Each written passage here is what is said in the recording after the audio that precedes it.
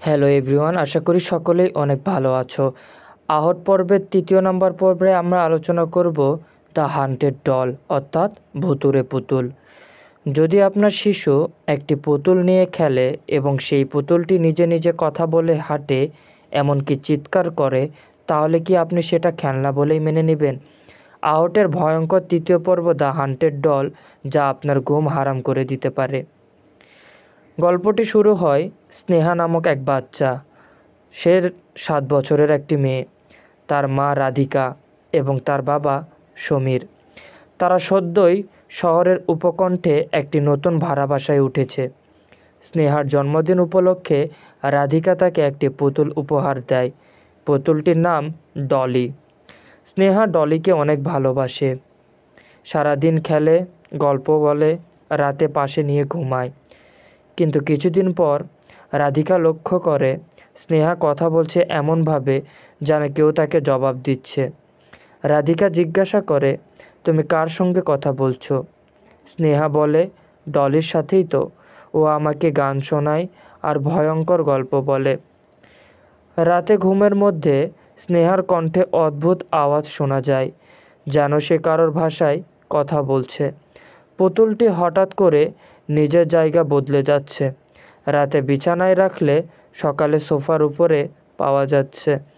একদিন রাধিকা দেখে ডলির মুখে লাল দাগ, যেন কেউ রক্ত লাগিয়েছে।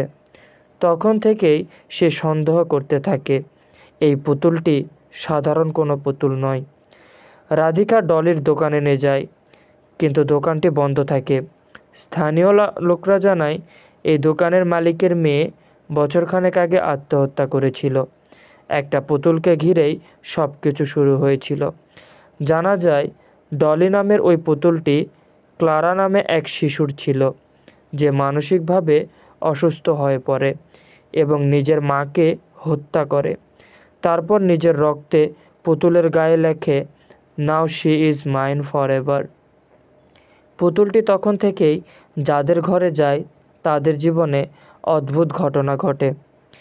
রাতে স্নেহা নিজের ঘরে ঢুকিয়ে রাখে ডলিকে, কিন্তু দরজা বন্ধ হওয়ার পরও বাইরে থেকে চিৎকার শোনা যায়।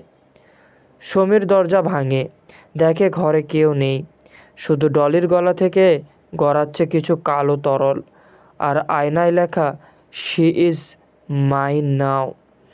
পরের দিন তারা বাসা ছেড়ে চলে যায়, কিন্তু বাসায় ফেরার পথে দেখা যায় ডলি বাসার বারান্দায় বসে আছে এবং তাকিয়ে আছে। পুতুলগুলো সবসময় নিরীহ হয় না, কিছু পুতুল হয় আত্মার কারিগর, আর একবার তা জেগে উঠলে তার সাথে খেলা আর কখনোই থামে না। এইভাবেই একটা সময় ডলির মৃত্যু পর্যন্ত নিশ্চিত হয়েছিল। এই ভয়ঙ্কর পুতুলের কাহিনী কেমন লেগেছে অবশ্যই কমেন্টে জানাবেন এবং চ্যানেলটি সাবস্ক্রাইব করতে ভুলবেন না। ধন্যবাদ।